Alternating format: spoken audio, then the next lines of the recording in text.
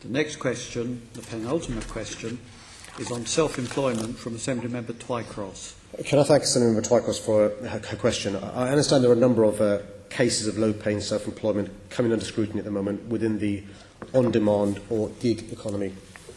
A lack of workers' rights, no sick pay and no leave can see some workers earning less than the London living wage and even the national minimum wage in some cases. This is not acceptable. That's why in my manifesto I committed to setting up an economic fairness team that would promote the living wage across London and help drive up workplace standards and promote exemplary standards in pay and employment rights. My officials are currently working on setting up this team to take forward this crucial area of work, and I want to work with employers across London to drive up standards and root out bad practice. In addition to this, and where I have powers, it is my important duty to promote economic development for London and the people who work and live within our great city. This includes the many thousands of self-employed people who make up London's workforce. I'll promote economic development in a number of ways.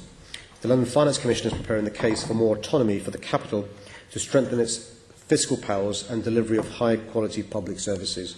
Devolution of these fiscal and other powers to the capital, including other skills, will help to protect London's economy from the uncertainty ahead. I'll set up skills for Londoners to ensure that all Londoners have the opportunity to train the skills that our economy needs, whether as employees or as self-employed. I'll call upon my new Business Advisory Board and the new London LEP to help dismantle the barriers to growth that exist and to increase productivity in large firms, SMEs and within the self-employed community. And in light of the EU referendum result, I'll call on the government to ensure that London gets the best possible deals for our economy in the forthcoming Brexit negotiations. And finally, I'll also encourage all employees in London to pay the London living wage to their employees, and I'm providing Londoners with cheaper transport fares to enable them to move around the city and access the jobs they need. Thank you. I think you've answered most of my follow-up questions, but I did want to do a shameless plug for an excellent new report published by the Social Market Foundation this week on the issue of low pay in self-employment, focusing particularly on London and the UK.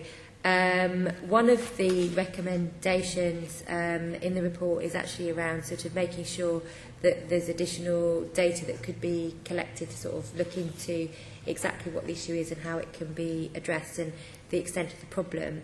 Could you look into publishing data specifically on the pay of the self-employed in London? Would that be possible, do you think? I saw that, and I'll ask my economic fairness team to work with the Living Wage Foundation in raising awareness and also collecting the data you talk about. Great, thank you.